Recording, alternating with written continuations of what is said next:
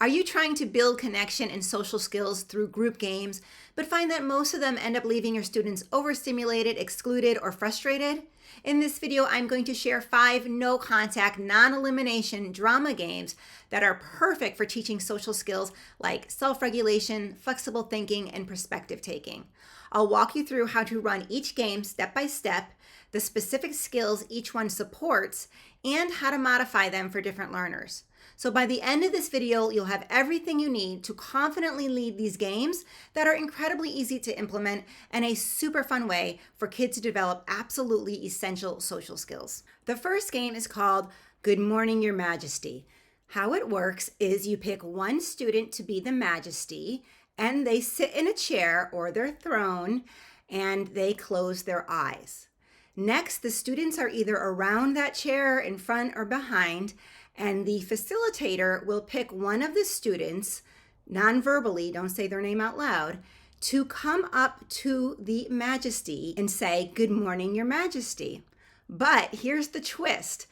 They have to say it in a voice that is very dissimilar to their own because they don't want the majesty to know it was them. So when they come up, they have to disguise their voice by making it either more high-pitched or more grumbly, something that doesn't resemble their own. After they say that, they go back to where they were.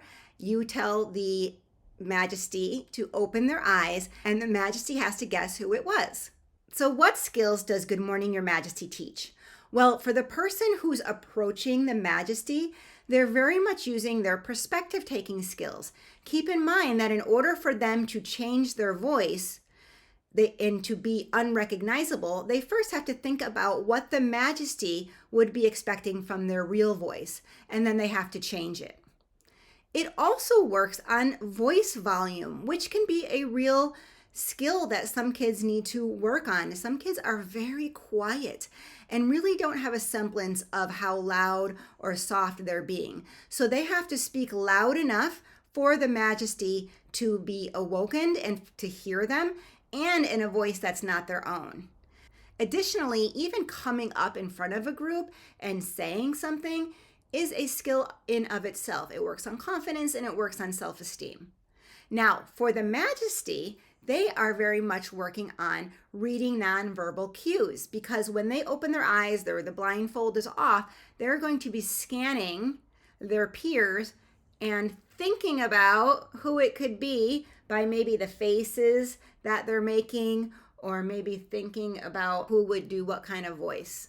One way you can modify this game to make it slightly easier is to have the children who are not the majesty at the time all seated in a row in front of the majesty. They could be on chairs or just seated on their bottoms.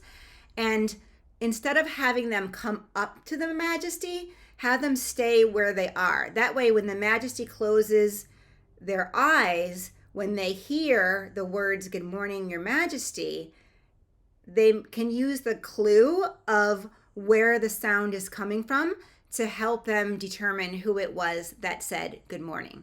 I personally make a slightly different twist with this game. I don't call it Good Morning, Your Majesty. I call it Wake Up, Your Majesty.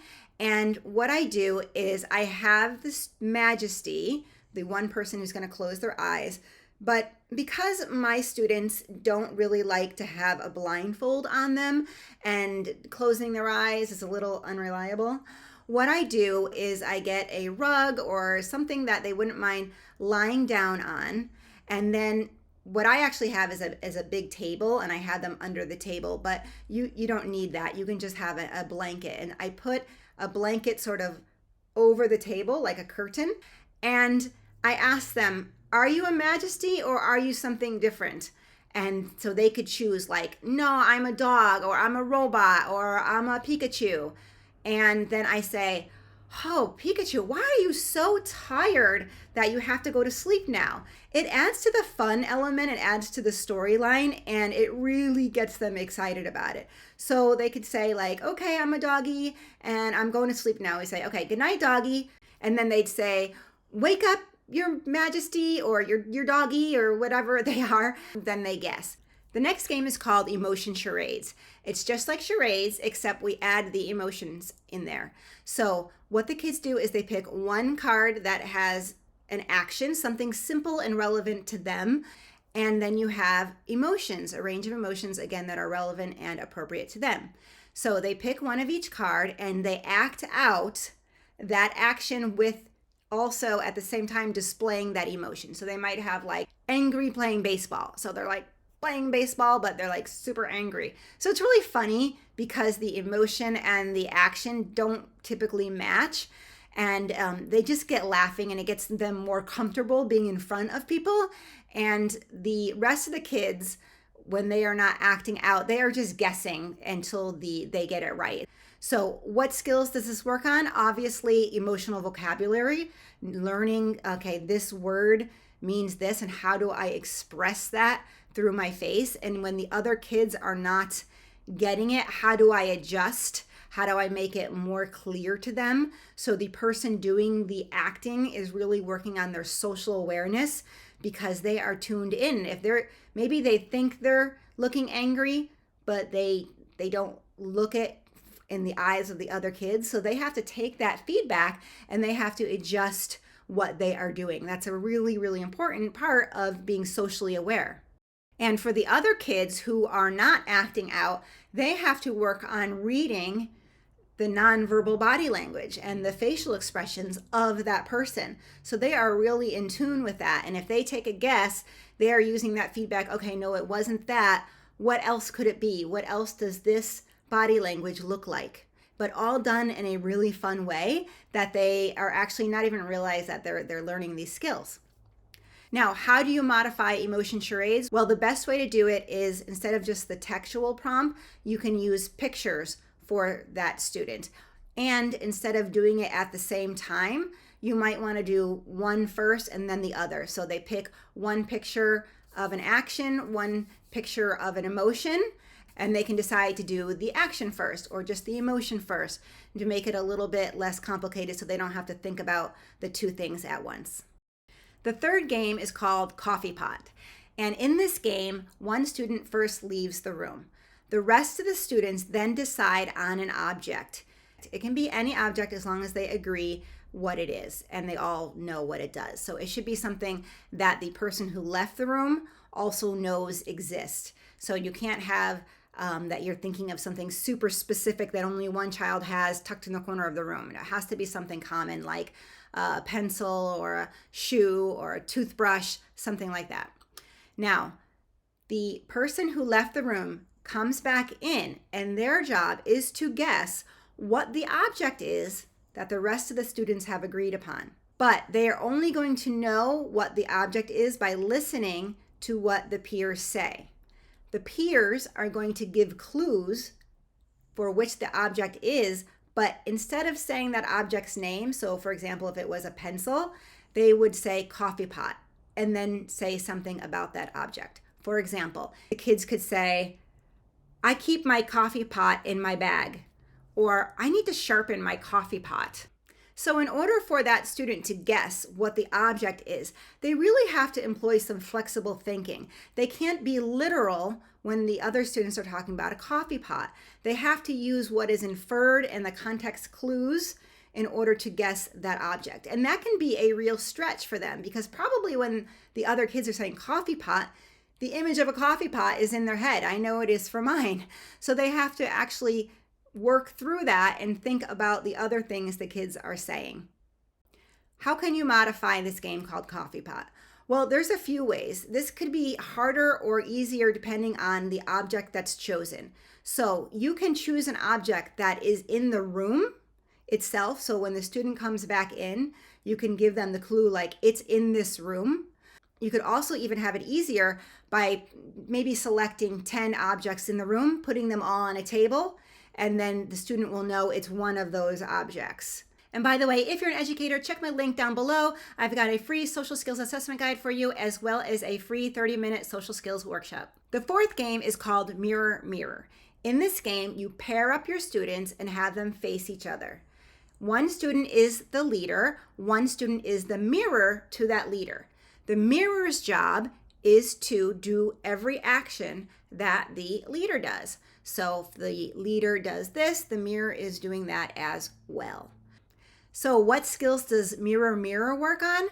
I personally think the biggest skill that it works on is impulse control, because the natural inclination of students who are the leader is going to want to be to like test the mirror, right? Like see if they can come up with them, keep up with them. And what you want to tell your students is that the object of the game is to see how in sync they can be with each other. It's not a competition to see if the mirror can keep up. It's how can they work together to make their movements as one, as if it were really were looking in the mirror.